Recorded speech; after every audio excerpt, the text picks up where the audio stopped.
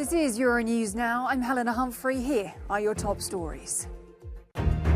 President Zelensky expresses disappointment that UN nuclear inspectors have not yet called for the demilitarization of the Zaporizhzhia nuclear power plant.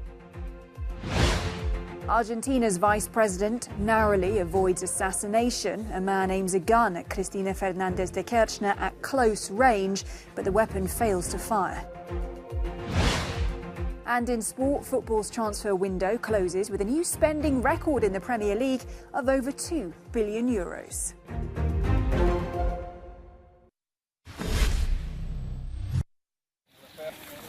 The Ukrainian president has criticised the result of the first day of the International Atomic Energy Agency's mission to the Zaporizhzhia nuclear power plant. Volodymyr Zelensky says the visit failed to take any media to the plant. However, the Director General of the IAEA says there's a lot to do.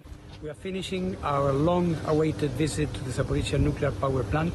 I have just completed a first tour of the key areas that we wanted to see in this first approach to the whole facility. Of course, there is a lot more to do.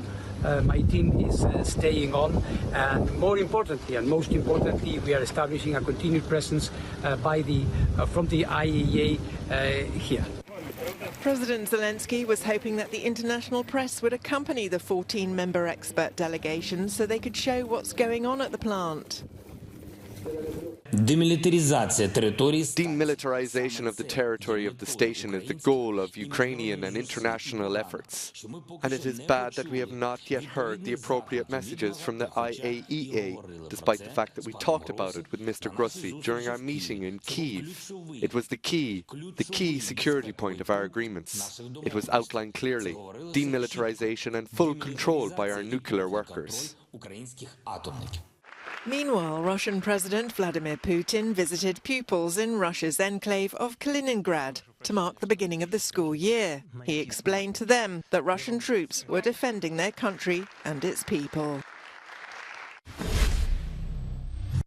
A 35-year-old man's been arrested after pointing a handgun at point-blank range at the head of Argentina's Vice President Cristina Kirchner. It happened as she arrived at her home in Buenos Aires, where hundreds of her supporters had gathered. Fortunately, the gun didn't go off and she was unharmed. The president calls the dramatic incident the most serious since the country regained democracy and has made Friday a national holiday for people to express themselves in defense of life. Here's the moment again in slow motion. The man was immediately detained and officials have characterized it as an assassination attempt. Amid a massive presence of people in front of the Vice President's residence, a man pointed a firearm at her head and pulled the trigger. Cristina is alive because, for a reason not technically confirmed, the gun, which contained 5 bullets, did not fire, despite the trigger having been pulled. Such a reality moves all Argentinians, and in particular those who are their loved ones, and we embrace her in solidarity with all our affection. The solidarity rallies at her home began last week over corruption charges against the 69-year-old.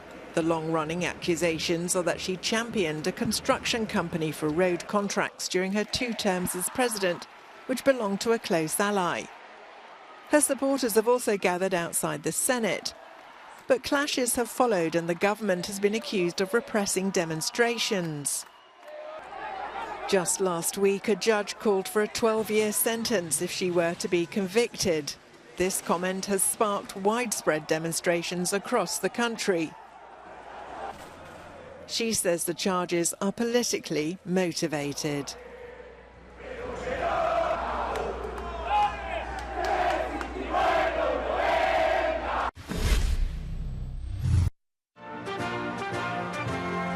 At a primetime address in Philadelphia, the city where American democracy was born, US President Joe Biden says the supporters of his predecessor's agenda are threatening it.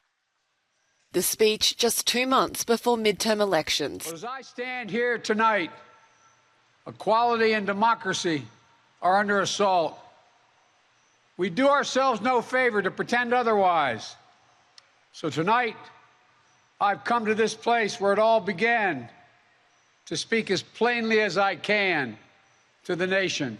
Too much of what's happening in our country today is not normal. Donald Trump and the MAGA Republicans represent an extremism that threatens the very foundations of our republic. We here, you've heard it, more and more talk about violence as an acceptable political tool in this country. It's not. It can never be an acceptable tool. So I want to say this plain and simple. There is no place for political violence in America, period. None, ever. Top Republican Kevin McCarthy has hit back at the speech, saying Biden severely wounded America's soul. The president, who came into office pledging to unite the country, has recently sharpened his rhetoric. A retired NYPD officer has been sentenced to 10 years in prison after attacking police officers with a metal flagpole at the Capitol Hill riots in 2021. Thomas Webster's sentence is the longest so far among roughly 250 people who've been punished for their conduct that day. Today, Mr. Webster was held accountable for his actions at the Capitol on January 6th. I hope after today, as Americans, we can come together and start talking about things like forgiveness and kindness and peace. Thank you. This is the moment police body cam images show the violent confrontation between the NYPD veteran and the officers guarding Capitol Hill. Prosecutors say Webster led the charge against the police barricades at the Lower West Plaza. The judge has allowed him to report to prison at a date not yet determined, instead of immediately ordering him into custody.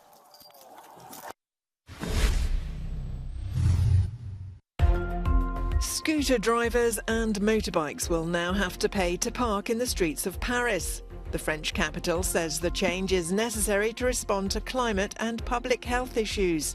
Motorcycles will be charged €3 in the centre and €2 in the outer districts. However, electric motorbikes and electric scooters are exempt from paying. An earthquake on Thursday in Liechtenstein briefly disrupted Parliament. The 3.9 magnitude quake happened just as lawmakers were debating whether the nation needed an earthquake insurance. A smaller tremor measuring 2.1 was felt a few seconds before the more powerful one. There were no reported injuries or damage to property. The lead singer of Canadian indie rock band Arcade Fire has been accused of sexual misconduct. 4 people allege Win Butler behaved inappropriately, accusing him of forceful touching and unwanted sexual text messages. Butler denies the claims, which come just before the first date of the band's world tour. Singer-songwriter Feist has pulled out from her support slot.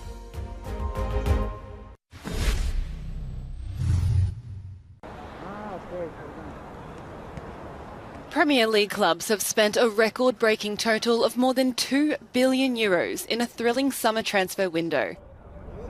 Sealing the deal, the most expensive deadline day signing ever, Manchester United's €94 million purchase of Brazilian footballer Antony. It's my dream come true. I'm really grateful for the support and faith shown in me by everyone here. I want to make history here. 9 of the 20 top-flight clubs spent in excess of €115 million after 2 seasons of COVID-impacted decline. Other records include Chelsea spending more in one window than any other club in Premier League history, Manchester United smashing their own summer spending record, Nottingham Forest signing more players in one summer than any other British club in history. For the top teams in Europe competing in this year's Champions League, getting the players they need is crucial to their hopes to progress in this season's competition. You're watching Euronews now. We've got plenty more coming up after a short break, so don't go anywhere.